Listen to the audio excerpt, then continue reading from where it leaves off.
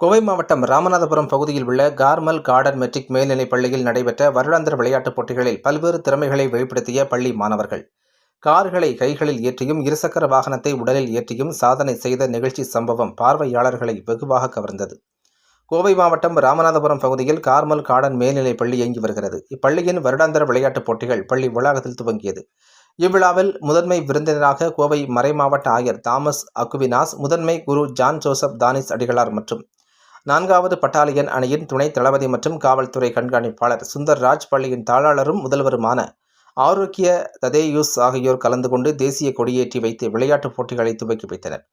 தொடர்ந்து பள்ளியின் விளையாட்டுப் போட்டிகளை துவங்கும் விதமாக ஒலிம்பிக் தீபம் ஏற்றப்பட்டு சமாதானத்தின் அடையாளமாக வண்ண பலூன்கள் பறக்கவிடப்பட்டது. பின்னர் பள்ளி என்சிசி மாணவர்களின் படை அணிவகுப்பு மரியாதை செலுத்தப்பட்டது.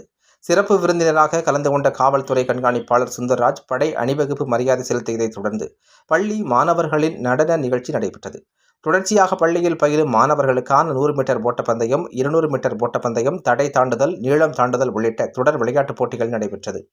மேலும் கூடுதல் சிறப்பம்சமாக பள்ளியில் கராத்தே பயிலும் மாணவர்கள் தங்களது உடலின் மீதும் இருசக்கர வாகனத்தை ஓடவிட்டும் 4 சக்கர வாகனத்தை கைகளில் ஏற்றியும் தங்களது திறன்களை வெளிப்படுத்தியது பார்வையாளர்கள் மற்றும் பெற்றோர்களை நிகழ்ச்சியடையச் செய்தது. மேலும் முகத்தில் ஓடுகளை உடைத்தல், பற்றி எறியும் கம்பை சுற்றுதல், சிலம்பாட்டம், மான்கொம்பு விளையாட்டு என பல்வேறு திறமைகளை மாணவர்கள் வெளிப்படுத்தி அனைவரையும் மெய்சிலிர்க்க வைத்தனர்.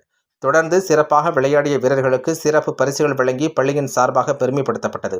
மேலும் இந்த விழாவில் முன்னாள் மாணவர் நந்தகுமார், ஓய்வு பெற்ற ஆசிரியர் ஜோ தன்ராஜ், அருட்தந்தையர்கள், அருட்சகோதரர்கள், அருட்சகோதரிகள், பள்ளியின் முதல்வர்கள், மாணவர்களின் பெற்றோர்கள், பொதுமக்கள் என பலரும் கலந்து கொண்டனர் என்பது குறிப்பிடத்தக்கது.